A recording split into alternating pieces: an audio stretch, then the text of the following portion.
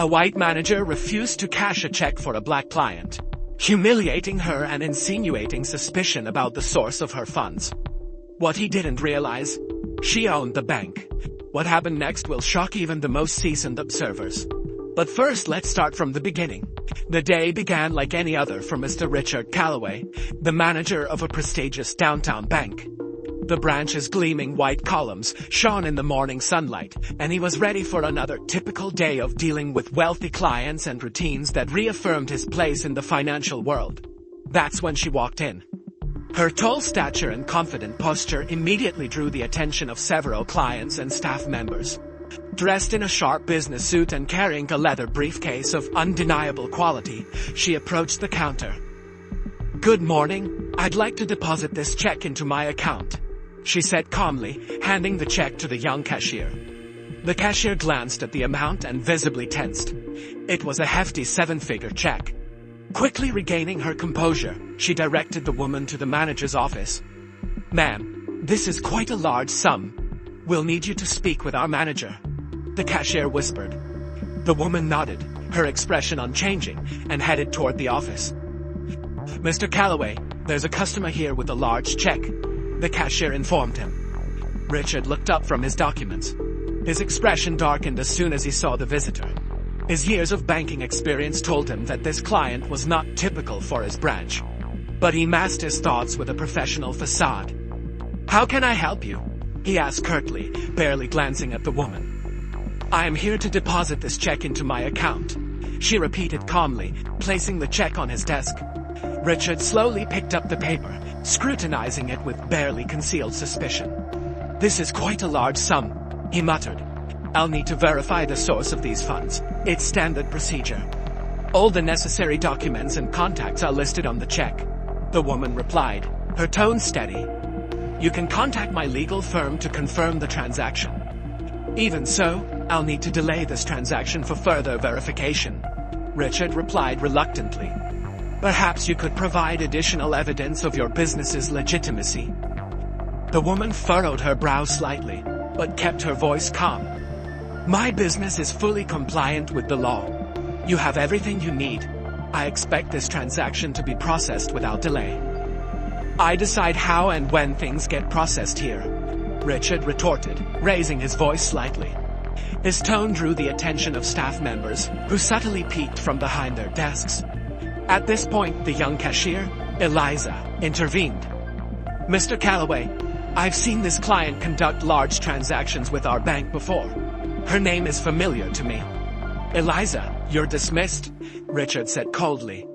Turning back to the client, he added, "If you'd like, you can file a complaint.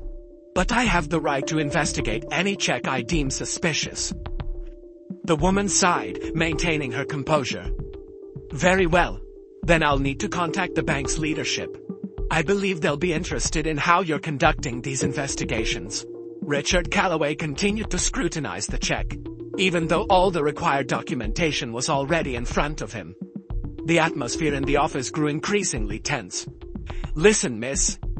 He deliberately refrained from using her name, though her documents were right in front of him. "I'm just doing my job. Verifications are mandatory for sums like these. I appreciate your concern for protocol, Mr. Calloway, but I doubt this delay aligns with the bank's internal standards," she replied icily, folding her hands over her briefcase. "You have all the required documents. If there's an issue, what is it?" Richard hesitated, his tone growing sharper. "The issue is that amounts like this are not typical for clients like you. Understand?" Her eyes narrowed briefly, but she gave no outward reaction. Instead, she pulled out her phone. "Fine, if you can't complete this transaction, I'll call someone who can." Sensing the situation spiraling out of control, Eliza made one last attempt to intervene. She quietly approached Richard and whispered, "Mr. Calloway, I'm sorry, but I'm confident her account is in good standing. This client is one of the bank's major depositors. She's conducted similar transactions before." Richard cut her off sharply, waving her away. "Eliza, you have enough of your own work to do. Get back to it." Blushing, Eliza cast a quick apologetic glance at the client before retreating. Meanwhile, the woman was already on the phone, her tone calm but firm. Yes, please connect me to the leadership team. It's urgent. I'm having an issue processing a check at one of your branches. Thank you. Richard grew wary but tried to maintain his composure. Whoever you're calling, he began, trying to regain control. They'll tell you the same thing. Procedures require verification. I can't change that. At that moment, the office door swung open, and a sharply dressed middle-aged woman entered. It was John Ellis, the bank's regional director. Her expression was a mix of irritation and professional severity. What's going on here? She demanded, her gaze sweeping the room. Richard stood up, visibly surprised. Jean, I wasn't expecting you. We're just performing a routine check on a large transaction. A check? Jean turned to the client, her expression softening instantly. Ms. Brooks, my apologies. I didn't know you were here. Is something wrong? The client glanced at Richard, then back at Jean. Her voice remained steady, but her words were deliberate. It seems Mr. Calloway believes my check requires special scrutiny. Apparently his concerns are not about the amount, but something else. Jean squinted, clearly catching the implication. Richard, you do understand who our clients are, don't you? Her tone turned icy. Of course, he muttered, visibly nervous. I just wanted to ensure everything was in order. That's enough, John interrupted. Ms. Brooks, your transaction will be processed immediately.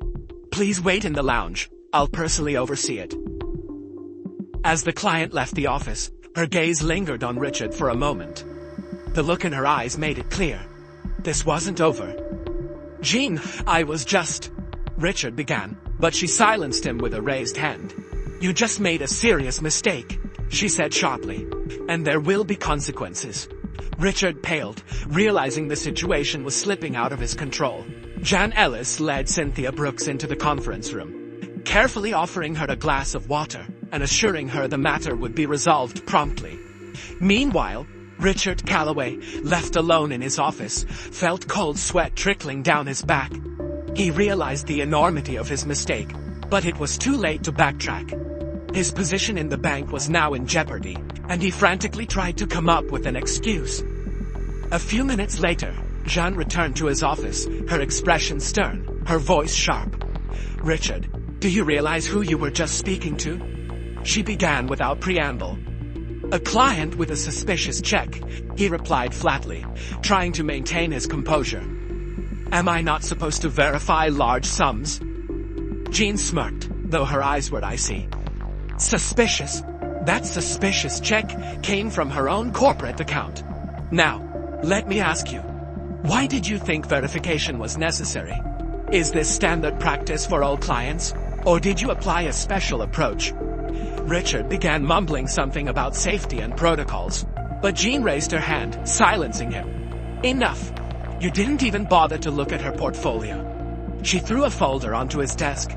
Let me remind you who Cynthia Brooks is. She's the largest shareholder in our bank. She owns a controlling stake and, for that matter, could fire you with a single phone call. Richard froze. His face turned pale, like someone who had just heard their sentence pronounced.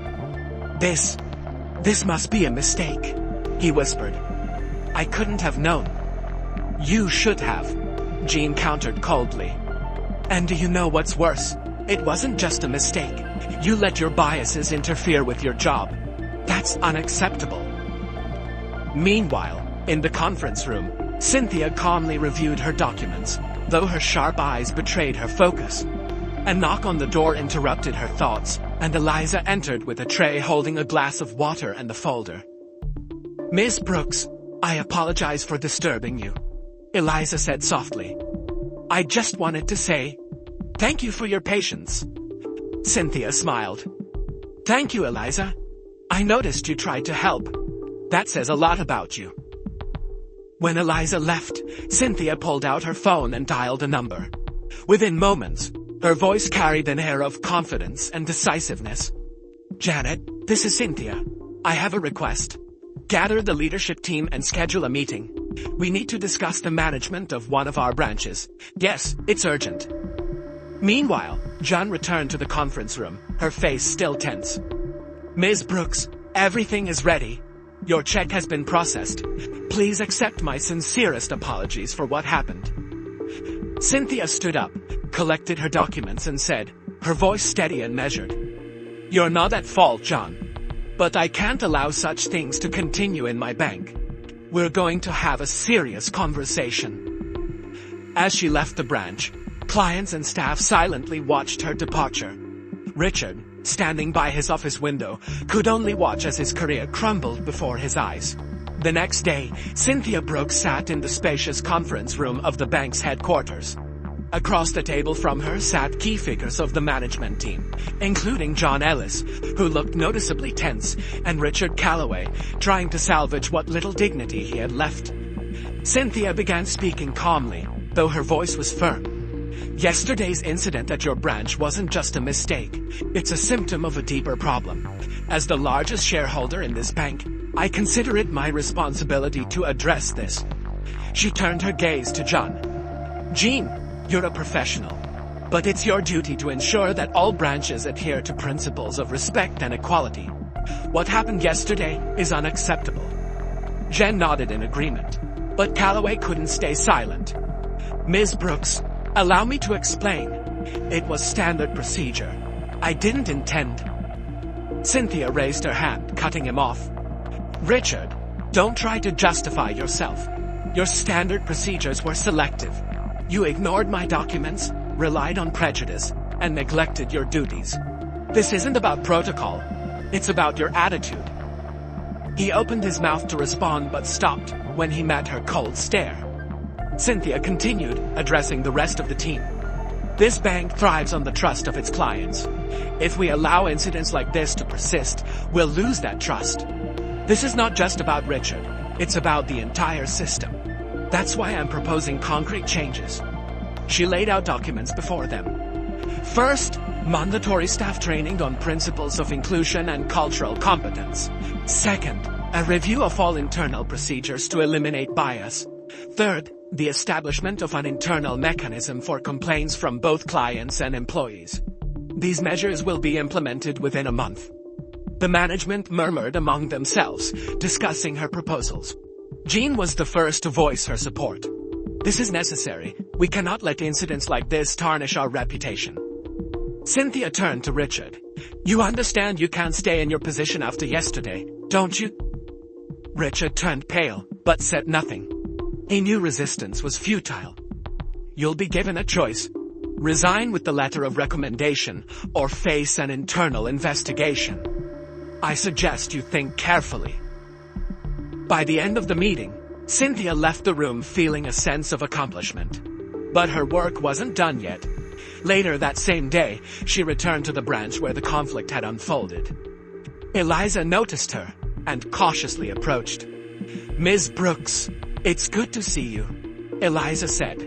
Cynthia smiled. "Eliza, I noticed your courage when you tried to intervene. That's a valuable quality. If you're interested in advancing your career, reach out to me. I think the bank has room for employees like you." Eliza blushed at the unexpected compliment. Clients and staff watched as Cynthia left the building with her head held high. This was no longer just her bank. It was a symbol of how one person could change an entire system.